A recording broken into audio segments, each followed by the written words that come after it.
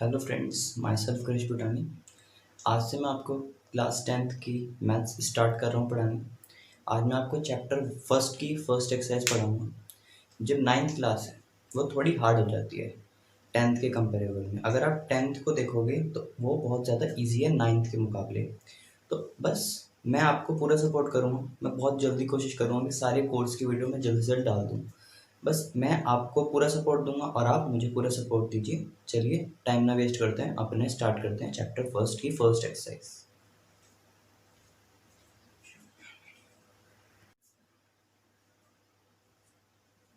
जैसे आप सब देख सकते हैं कि इस चैप्टर का नाम है रियल नंबर्स। रियल नंबर्स होते क्या हैं? रियल नंबर्स वो नंबर होते हैं जितने भी नंबर आज तक हमने पढ़े हैं, जैसे कि रूट वाले हो गए, इंटीजर्स हो गए, पॉइंट वाले हो गए, नंबर जीरो हो गया, 1 2 3 अपॉन में हो गए, रैशनल इरेशनल। तो एक हम छोटी सी डेफिनेशन बनाए। तो जितने भी रियल नंबर्स देखो, हमने जब छोटी क्लासेस में होते हैं तो हम क्या प्लॉट करते हैं? हम वन को प्लॉट करते हैं, नंबर लाइन पे ग्राफ पेपर पे पॉइंट प्लॉट करते हैं। हमने 9th क्लास में √2 जो कि इरेशनल नंबर है उसको प्लॉट किया था। तो रियल नंबर की यहाँ से जो डेफिनेशन निकल के आती है, रियल नंबर की all numbers which are plotted या फिर रिप्रेजेंटेड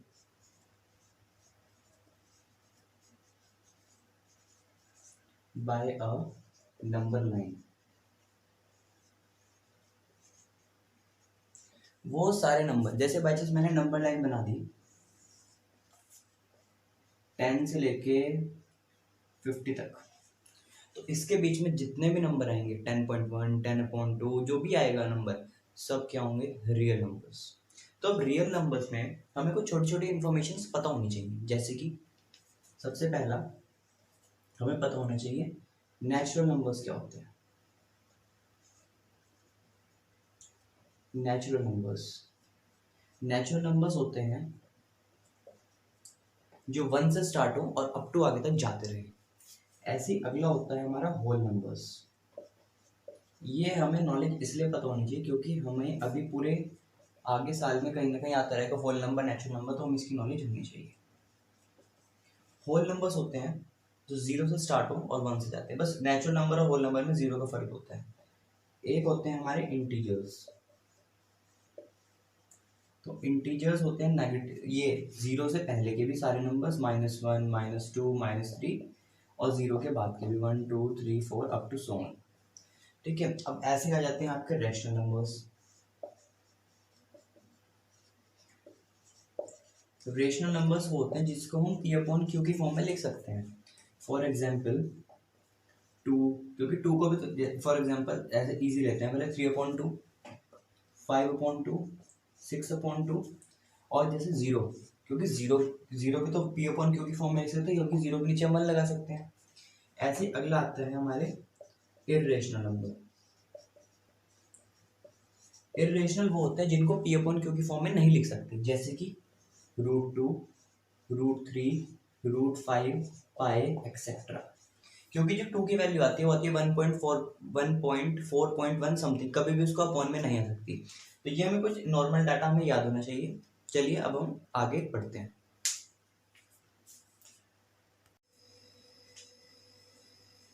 अब हम स्टार्ट करते हैं इस चैप्टर का मेन टॉपिक, जो है Euclid division lemma. Euclid division lemma हमने पढ़ रखा है। आप कहोगे हमने तो कभी नहीं पढ़ा, लेकिन नहीं, आपने पढ़ रखा है। हम छोटी क्लासेस में, चलो एक एग्जाम्पल से समझते हैं। जैसे आप छोटी क्लासेस में होंगे तो आपको टीचर ने कहा कि मेरे को डिवाइड करके दिखा दो आप 100 को 3 से। तो आप कैसे करते थे?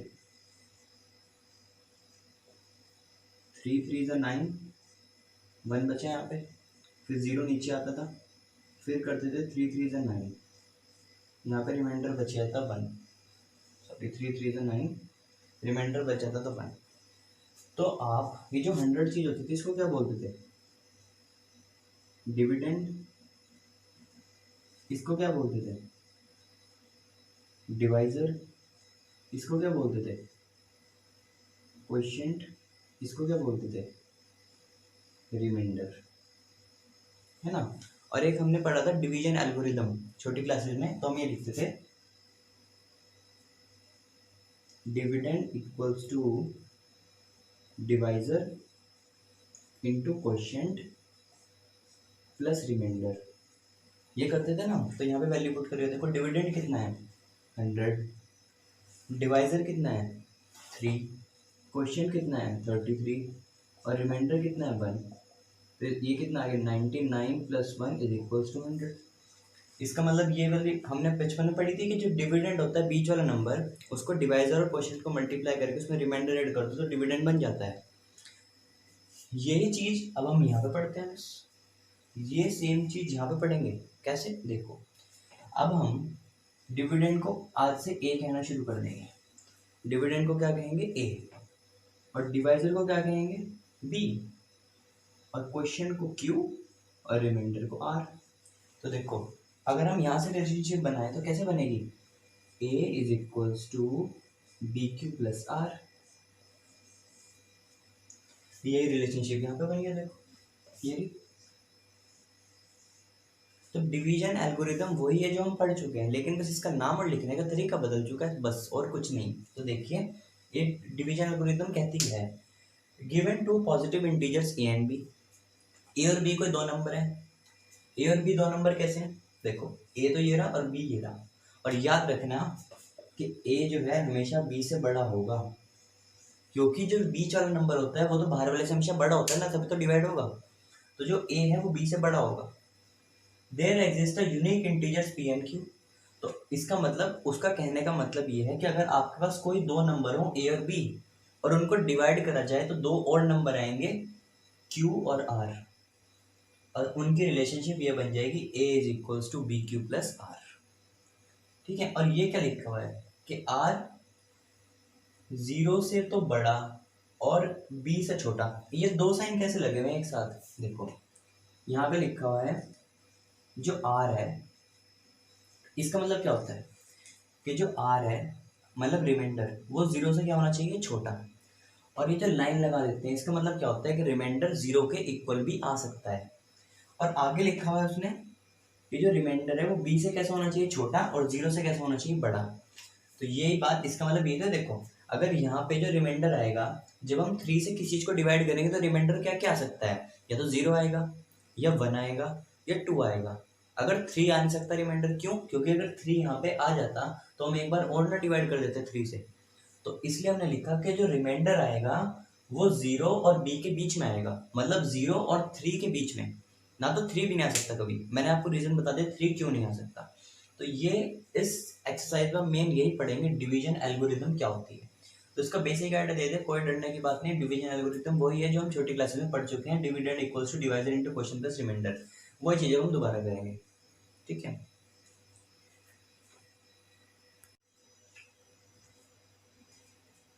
अब हम आते हैं अपने फर्स्ट क्वेश्चन पे। Use Euclid division algorithm to find HCF of this and this, this and this. मतलब अब हमने जो भी यूक्लिड डिवीजन एल्गोरिथम सीखी थी, क्या सीखी थी, a = bq + r, इसको यूज करके अब हमें इन दोनों का एचसीएफ निकालना है। अब सबसे पहली बात कि एचसीएफ होता क्या है, हमने छोटी क्लासेस में पढ़, इसके सबको फुल फॉर्म तो पता होती है, हाईएस्ट कॉमन फैक्टर। लेकिन इसका मतलब क्या है हाईएस्ट कॉमन फैक्टर का, हाईएस्ट कॉमन फैक्टर का मतलब क्या है, इसका मतलब ये है कि एक ऐसा नंबर, जैसे बाई चांस कोई दो नंबर है हमारे पास 36 और 7, एक ऐसा नंबर बताइए जिससे इन दोनों की कटिंग करी जाए, मतलब एक ऐसा नंबर होता है उसके बाद इसकी कटिंग ना हो सके।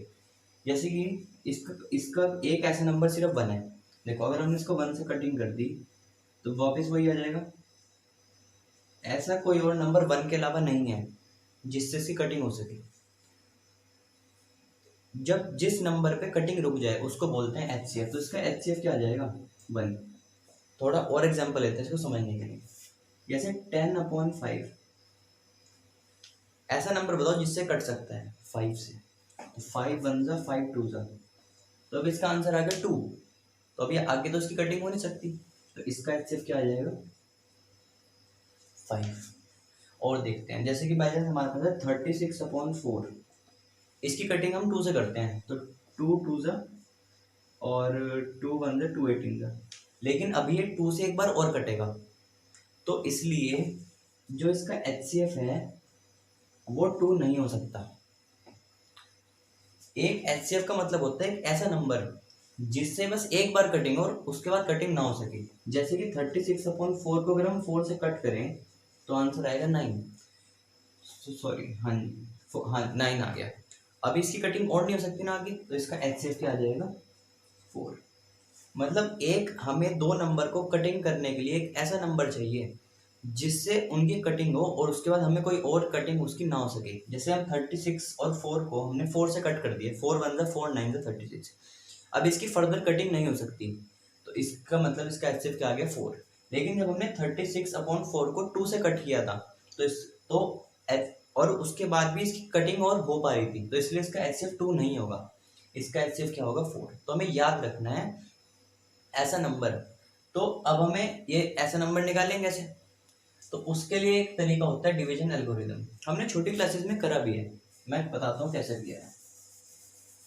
जैसे कि वैसे हम 36/4 के एग्जांपल ले लेते हैं, 36/7 का ले लेते हैं। चलो हमने कैसे किया था छोटी क्लासेस में, अगर आपको याद हो पहले हम करते थे 36 को 7 से डिवाइड, जो बड़े वाला नंबर होता था वो अंदर, छोटे वाला बाहर। तो करते हैं 7 5 ज़ा 35, फिर यहाँ पे बचता था 1, या जो भी रिमाइंडर बचता था।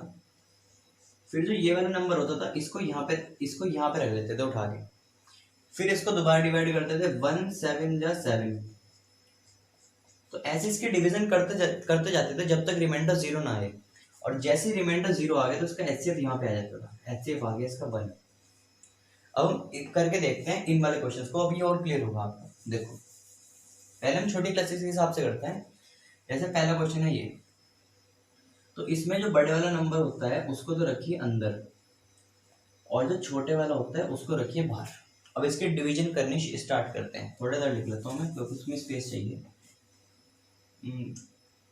135 डिवाइडेड बाय 225, तो 135 1 ज़ा 135, दैट 0 और 9 90 आ गया। अब हम क्या करेंगे, जो ये वाला नंबर होता है, अब देखो अब हम अगले स्टेप में इसकी और इसकी डिवीजन करेंगे।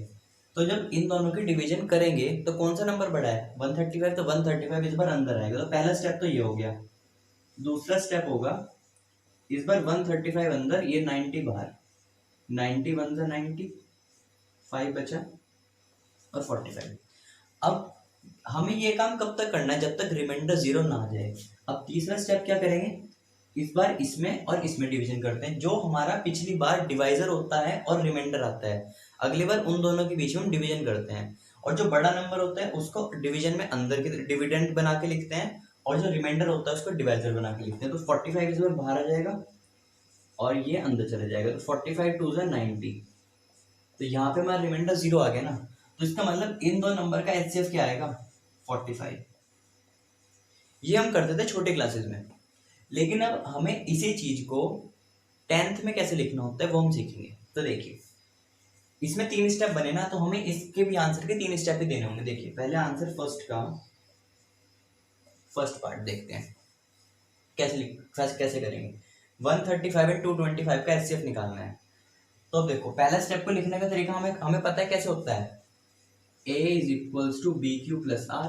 तो पहले लिख दो यहाँ पे, ये क्या हो गया A और ये क्या है हमारा B।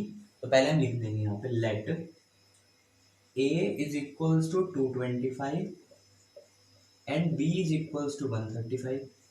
हमने क्या कहा, हमने कहा A तो हमने मान लिया ये वाला, क्योंकि ये तो A ही होता है, और बाहर वाला नंबर क्या हो गया B। इसको लिखने के बाद फिर हम लगाते हैं यूक्लिड डिवीजन लेमा। तो हमने क्या लिखा, अप्लाइंग यूक्लिड डिवीजन लेमा। और जब हमने यूक्लिड डिवीजन लेमा लगाते हैं तो यूक्लिड डिवीजन लेमा तो ये कहती है ना A is equals to B Q plus are, तो A is equals to B Q plus R. अब इनकी सबकी वैल्यू पुट कर देते हैं। तो B कितना है 135, Q कितना है, यहाँ से आया Q1, और रिमाइंडर कितना है 90। तो अब हम क्या करेंगे, हम लिख देंगे यहाँ पे here remainder is equals to 90। यहाँ पे हमारा रिमाइंडर आया है 90 जो कि 0 के इक्वल नहीं है। सो again apply Euclid division lemma. जैसे हम यहाँ पे जब तक रिमाइंडर 0 नहीं आता तो डिवीजन करते चल जाते हैं, तो यहाँ पे भी क्या होगा, जब तक हमारा रिमाइंडर 0 नहीं आएगा तो यूक्लिड डिवीजन लेमा बार बार लगाते चल जाएंगे। अब हमारा फर्स्ट स्टेप यहाँ पे कंप्लीट हो चुका है। अब सेकंड स्टेप यहाँ से स्टार्ट होगा। तो सेकंड स्टेप में ये हो जाएगा ए और ये हो जाएगा बी। तो यहाँ पे लिख देंगे applying Euclid division lemma let a is equals to 135, b is equals to 90। तो अब दोबारा लिख देते हैं। तो a is equals to B Q plus are, तो कितना हो गया 90 इंटू रिमाइंडर। क्वेश्चन कितना है यहाँ पे भी क्वेश्चन तो बनाया और रिमाइंडर कितना आ गया 45। फिर हम दोबारा लिख देंगे यहाँ पे here remainder is equals to 45 not equal to 0। So again apply Euclid division lemma. ठीक है, अब हमारा ये स्टेप रह गया। अब इसको भी दोबारा सेम इसी तरह लिखेंगे। मैं लिख के दिखा देता हूँ आपको। अब हम यहाँ पे लिख देंगे so again applying Euclid division lemma. इस बार a हो जाएगा 90, so a is equals to 90 and b is equals to 45। a is equals to B Q plus r, b कितना है यहाँ पे 45, q कितना है यहाँ पे हमारा 2 और रिमाइंडर कितना है 0। बस जैसे अब हमारा रिमाइंडर 0 आया, हेयर रिमाइंडर इक्वल 0, जैसे रिमाइंडर 0 आएगा तो ये जो क्वेश्चन होता है ये हमारा HCF हो जाएगा। सो HCF ऑफ 135 एंड 225 इज 45। ये ऐसे करना होता है। कैसे? सबसे पहले जो भी दो नंबर दिए हुए होंगे उनको तब तक डिवाइड करते जाओ जब तक रिमाइंडर 0 नहीं आ जाता। फिर जितने स्टेप्स उसमें बनेंगे वैसे यहाँ पे लिख दो। फिर यूक्लिड डिवीजन लेमा लगाई। अब हम अगला क्वेश्चन करके देखते हैं, उससे हमें और क्लियर होगा। चलिए अब हम स्टार्ट करते हैं अपना सेकंड पार्ट। तो सेकंड पार्ट में हमें दो नंबर दिए हैं 196 एंड 38220। हम इनका एचसीएफ निकालना है। तो सेम स्टेप करेंगे। पहले हम रफ में इसको डिवाइड करके देखते हैं कि कितने स्टेप्स के बाद 0 आएगा। 196 वन ज़ा 196, देन कटिंग हो जाएगी तो आपका आ जाएगा 6, देन 8, देन 1। उसके बाद हम यहाँ से एलसीएम 2 ले लेते हैं नीचे। 196 9 ज़ा, तो 9 4 ज़ा 36 and this is 4 to carry 6 7 and 1। उसके बाद हम इसको सॉल्व कर लेते हैं। गए कहाँ के 0 8 8 अब 2 यहाँ से 8 ये 0 यहाँ से है। फिर 196 5 ज़ा 196 वो सॉरी 980। तो ये तो आपका पहले स्टेप में 0 एलसीएम आ गया, वो सॉरी 0 रिमाइंडर आ गया। तो आपका एचसीएफ यही हो जाएगा। तो इसका मतलब यहाँ पे सिर्फ हमें एक स्टेप लिखना पड़ेगा। Let a is equals to 38220। अंदर वाले नंबर को a लेते हैं और बाहर वाले को b। Apply Euclid division lemma. a is equals to B Q plus r. b कितना है 196 और q कितना है हमारा 195 और रिमाइंडर कितना आ गया 0। तो यहाँ पे लिख देते हैं here remainder equal to 0, so HCF is 196। तो ये हमारा पहला पार्ट कंप्लीट हो गया।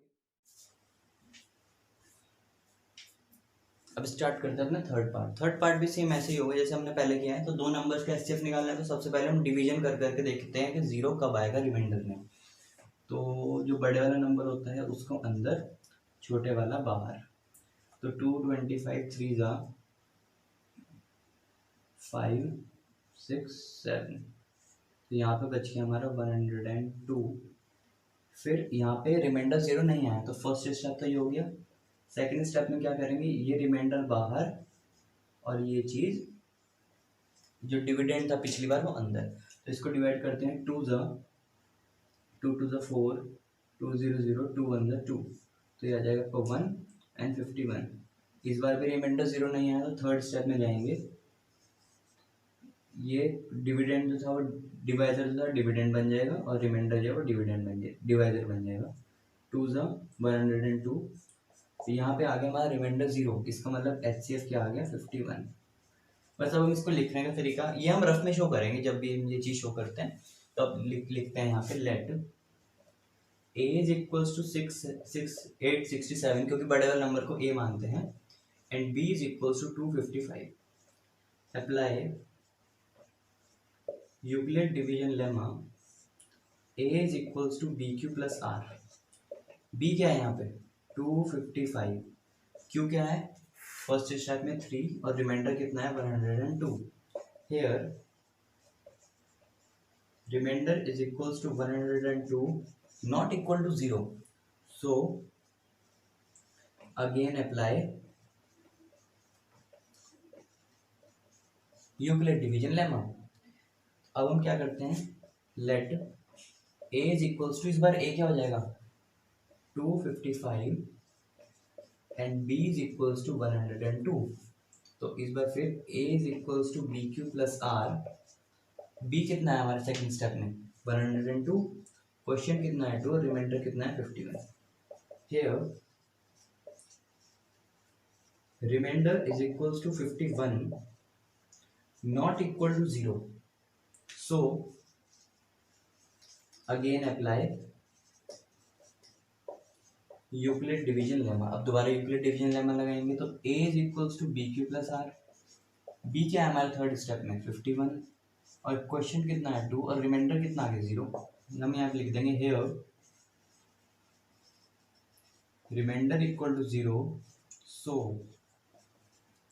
HCF is 51। तो ये था हमारा फर्स्ट क्वेश्चन, इसको हम ऐसे ही करना होता है, ठीक। अब चलते हैं हम अगले क्वेश्चन की तरफ।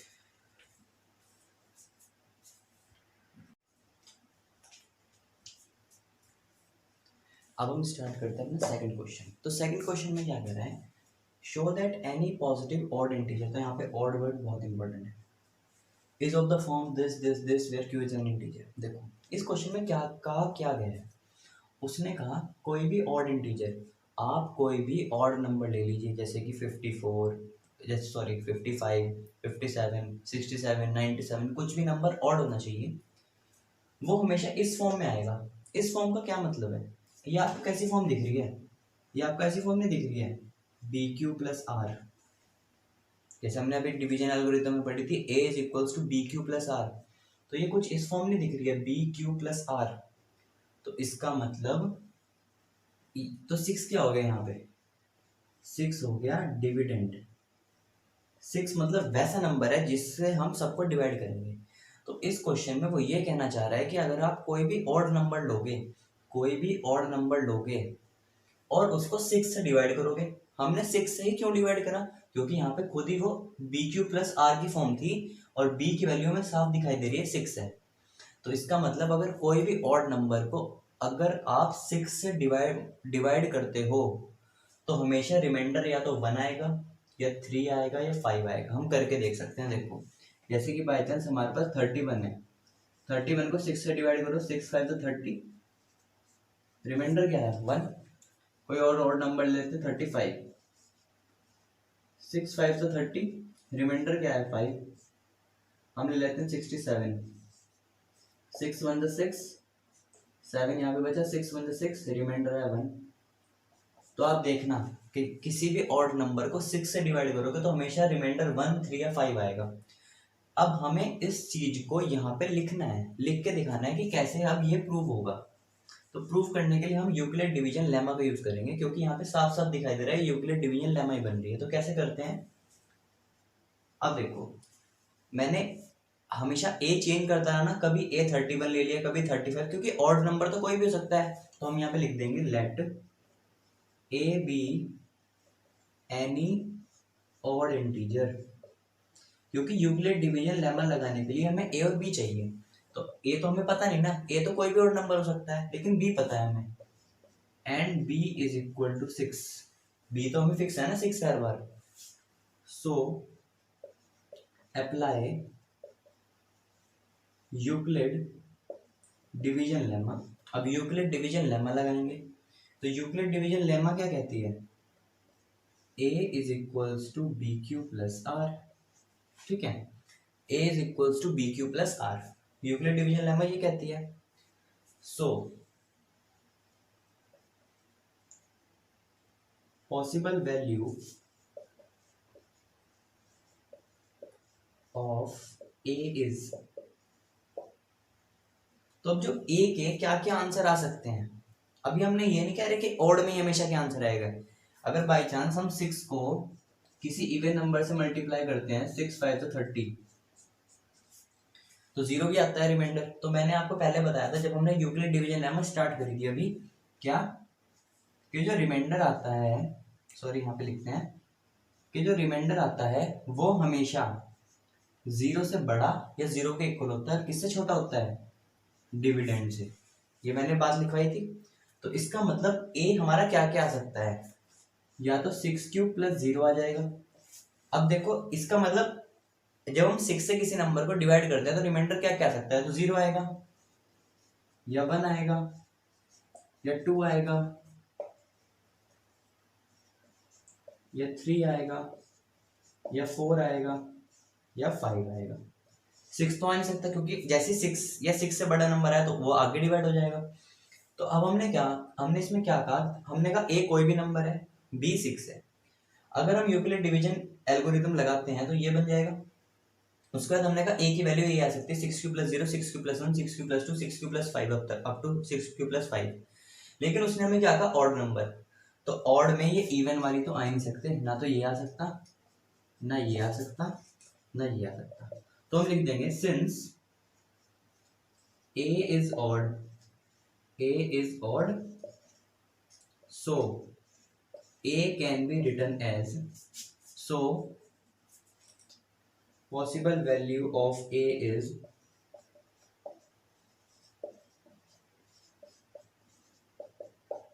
हमने क्या कहा, हमने कहा हमें पता है o तो a जो है वो तो odd है, तो a की क्या क्या वैल्यू हो सकती है, 6q प्लस 1 या फिर 6q प्लस 3 या फिर 6q प्लस 5। आप इसमें ध्यान रखना 6q वर्ड तो ऐसे ही है, मेन तो हमें याद रखना है कि जब a ऑड होगा तो हमेशा रिमाइंडर 1 3 या 5 आएगा। ये हमारी एक थियोरेटिकल क्वेश्चन है, ये ऐसे ही होगा। तो इसमें करना क्या था कि हमने देखा कि कोई भी एक नंबर ले लिया a और डिविडेंड जो है वो है 6। तो अगर हम उसको 6 से डिवाइड करते हैं किसी भी नंबर को तो रिमाइंडर या तो 0 आएगा, 1 2 3 4 5 तक आ सकते हैं। लेकिन हमने कहा एक ऑड नंबर है तो इवन वाले तो कभी आ ही नहीं सकते, तो हमने इवन को कट कर दिया। और बचे कौन कौन से, ऑड, ये हमारा आंसर हो गया, इसको हमने प्रूफ कर दिया।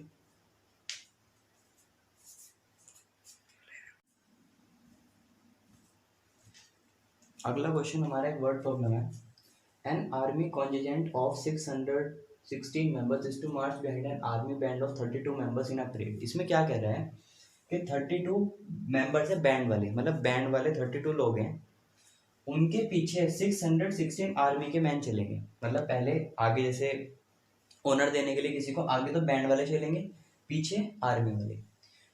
उसने कहा the two groups are to be march in the same columns. Same column का मतलब बाइक, जैसे हमारे स्कूल में जैसे बाई चांस हमारी रोज खड़ी होती है ना ऐसे स्कूल में, तो जितने जो मान लो अगर पहली जैसे मान लो ऐसे खड़ी है हमारी रोज और पहले रो में 4 बच्चे हैं, तो हर रो में 4 4 ही होने चाहिए। तो इसमें भी यही कह रहा है कि जो परेड होगी अगर पहली रो में 10 हैं, 10 लोग हैं, तो हर रो में 10 10 लोग ही होने चाहिए। तो उसने कहा ऐसी कितनी रोज बन सकती हैं, उसने पूछा ना what is the maximum number of रोज। तो मैक्सिमम मतलब सबसे ज्यादा रोज, और सबसे ज्यादा मतलब क्या होता है, एचसीएफ या एलसीएम, एचसीएफ, क्योंकि एचसीएफ का मतलब होता है हाईएस्ट कॉमन फैक्टर। तो मतलब जहां पे भी आपसे पूछे कि हाईएस्ट कितना, जहां पे वर्ड आए ना ज्यादा कितना होगा, मैक्सिमम या ज्यादा से ज्यादा कितना हो सकता है, तो वहां पे हमेशा एचसीएफ निकलेगा। और जहां पे कहें कम से कम कितना टाइम लगेगा या मिनिमम टाइम, मिनिमम हाइट, जहां पे भी मिनिमम वर्ड आ जाए वहां पे निकलता है एलसीएम, जहां पे मैक्सिमम वर्ड आ जाता है वहां पे निकलता है एचसीएफ। तो इसको इसको वहां पे पेपर में लिख के कैसे आएंगे, तो हम लिख देंगे यहाँ पे, यहीं से लिख देते हैं the maximum number of columns, the maximum number of columns in which army contingent and band, army band March is, कैसे निकलेगा, इज HCF ऑफ, किस किस का HCF करके निकलता है, 616 एंड 32 का। तो अब हमें HCF निकालना तो आता ही है, जैसे हमने पहले क्वेश्चन में किया था, तो सेम HCF निकालेंगे अब इसमें भी। तो 32 वन द 32 9 29 32 9 जा 9 2 18 9 3 27 28 32 9 जा 288 16 में से 8 गए 8। अब 8, ये पहला स्टेप, रिमाइंडर 0 नहीं है तो दूसरा स्टेप करना पड़ेगा अब हमें। 32 अंदर 8 बाहर, 8 4 जा 32। तो HCF क्या आ गया 8। तो मतलब कितने कॉलम्स बन सकते हैं 8। तो अब यहाँ पे लिख देंगे let A is equals to 616 and B is equals to 32. Apply Euclid division lemma, A is equals to BQ plus R। B कितना है हमारा 32, Q कितना है हमारा पहले स्टेप में 19 और रिमाइंडर कितना आ गया 8। Here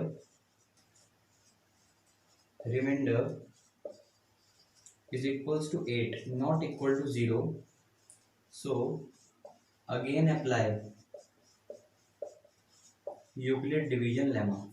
अब दोबारा लगाएंगे तो इस बार A क्या हो जाएगा हमारा 32 और B क्या हो जाएगा हमारा 8। तो दोबारा से लगाते हैं A is equals to BQ plus R, मतलब इसमें यहाँ पे लिख देता हूँ B कितना है हमारा 8, Q कितना है 4, रिमाइंडर कितना आ गया 0। Here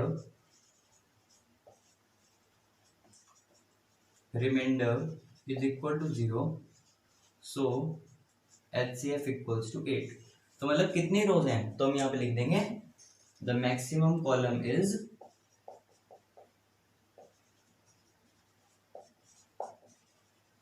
the maximum column is 8, क्योंकि हमें पता था कॉलम कैसे निकलेंगे, HCF निकाल के, तो हमने HCF निकाल दिया, तो हमने आंसर दे दिया। ये क्वेश्चन खत्म, छोटा सा क्वेश्चन था।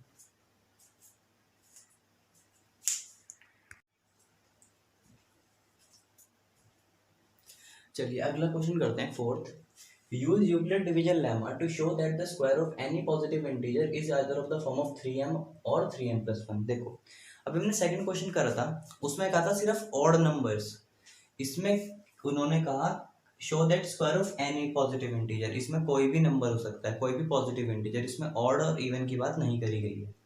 लेकिन इसमें उसने ऑड इवन की वजह उसने कह दिया किसी भी नंबर का स्क्वायर करो। तो बस आपको हर क्वेश्चन में यही बात पकड़नी है कि हमें इवन बताने हैं, ऑड बताने हैं, स्क्वायर करना है या क्यूब करना है। तो हमें पिछले क्वेश्चन में क्या कहा था उसने कि show that any positive odd number, तो हमें सिर्फ ऑड रखने थे।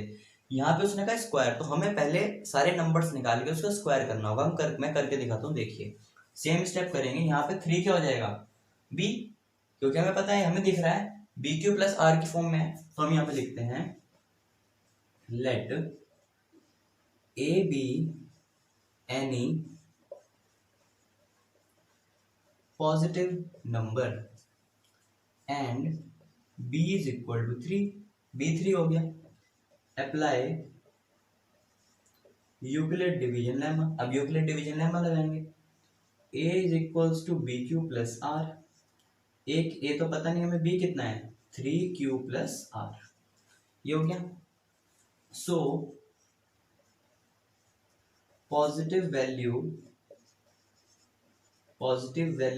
Of AR। अब A की क्या क्या वैल्यू आ सकती हैं, जब हमें पता है कोई भी नंबर 3 से डिवाइड होगा तो जो रिमाइंडर है या तो 0 आएगा या 1 आएगा या 2 आएगा, 3 तो आ ही नहीं सकता, क्योंकि जिस नंबर से भी डिवाइड करते हैं उससे छोटा ही आता है हमेशा reminder.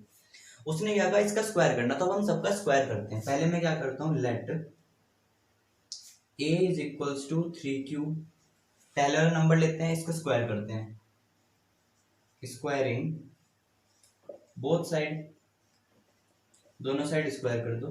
A square is equals to 9q square, लेकिन हमें क्या दिखाना था, स्क्वायर 3m की फॉर्म में आना चाहिए, ठीक है। तो अब हम क्या करता हूं, मैं 9 को ले सकता हूं 3 इंटू 3q स्क्वायर, जो ये वाली चीज है इसको मैं m मान लेता हूं। तो ये हो जाएगा हमारा 3m। ठीक है, बस यहाँ पे लिख दूंगा मैं साइड में, let m is equals to 3q²। तो ये पहला पहला तो सही आ गया, क्योंकि हमारा आंसर ये आना चाहिए, ये आना चाहिए।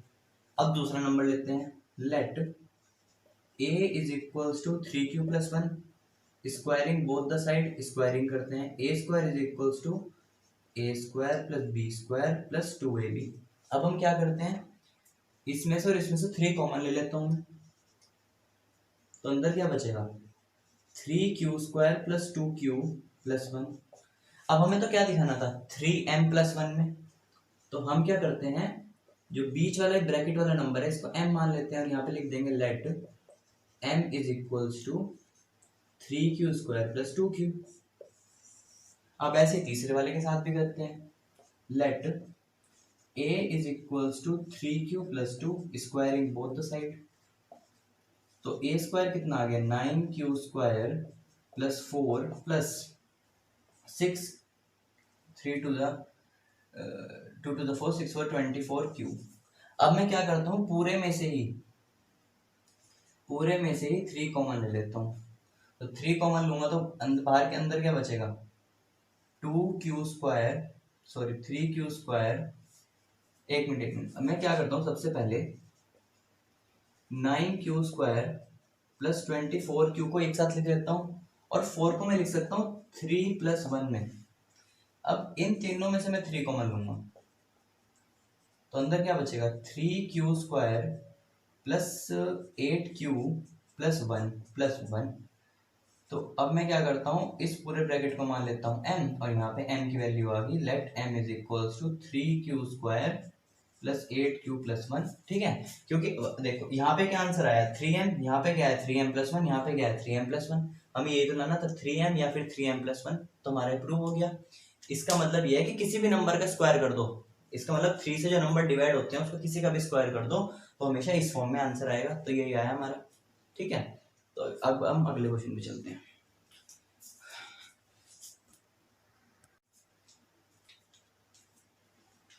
अब हम स्टार्ट करते हैं अपनी एक्सरसाइज का लास्ट क्वेश्चन। देखिए, use Euclid division lemma to show that cube, इस बार उसने क्या कह दिया, क्यूब करना है इस बार हमें, of any positive integer is in the form of this. तो हम क्या मान लेते हैं, let a be any positive integer and b is equal to 3। अब आप कहोगे कि मैंने b 9 क्यों नहीं लिया। देखो, हमें क्या करना है, क्यूब। अगर मैं 9 ले लूंगा तो 9 का क्यूब आप सोच सकते हो कितना बड़ा होगा, 9 9 81, 81 9 का बहुत बड़ा नंबर हो जाएगा, उसकी कैलकुलेशन हार्ड हो सकती है। और हमें पता है 9 बनता किससे है, 3 3 से 9, 3 से तो बनता है। तो मैंने यहाँ पे 3 ले लिया, क्यों, क्योंकि 3 का क्यूब करेंगे तो आ तो 9 से बड़ा नंबर ही जाएगा ना, 3 3 से 9, 9 3 27।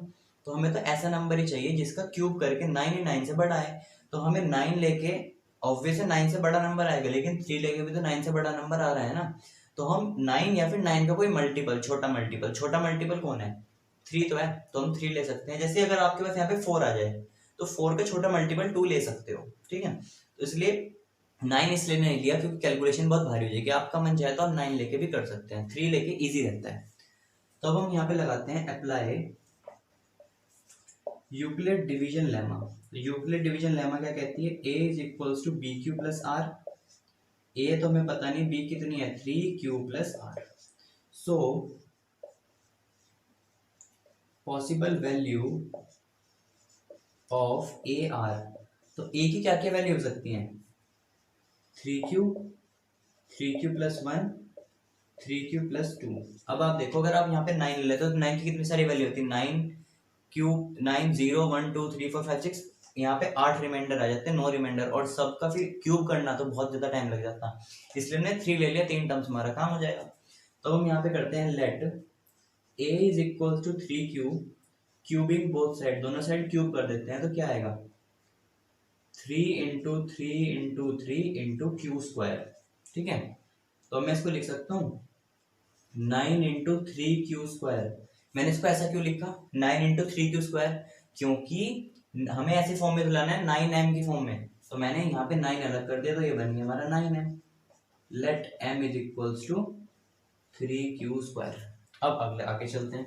अब अगला नंबर लेते हैं, let a is equals to 3q+1 cubing both side, दोनों साइड क्यूब कर देते हैं तो क्या आएगा, 3 3 जा 9 9 3 जा 27 q² a क्यूब, तो हम यहाँ पे सॉरी क्यूब करते हैं ना, 3q+1 की होल क्यूब, तो a cube plus b cube plus 3ab a plus b, तो 27q² plus 1 plus 27q² cube आ जाएगा सॉरी यहाँ पे, प्लस 9q।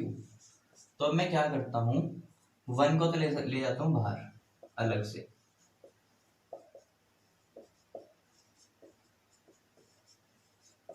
और जो शुरू के 3 टर्म्स है इसमें से 9 ले लेता हूँ कॉमन,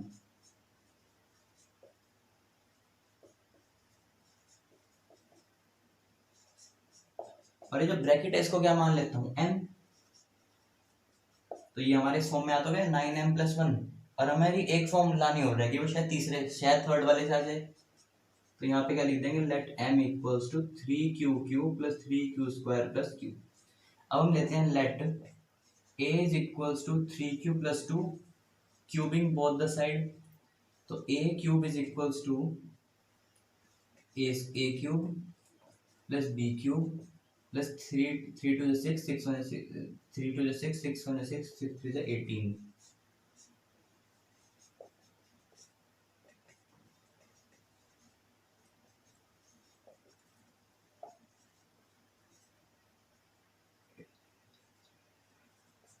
(54q² प्लस 36q। अब मैं क्या करता हूँ, ये वाली टर्म और ये वाली टर्म में से 9 कॉमन ले लेता हूँ, तो 9 3 जा 9 6 जा 9 4 जा, और बाहर बच गया 8। इस ब्रैकेट को क्या मान लेता हूँ, m, और m की वैल्यू क्या होगी यहाँ पे,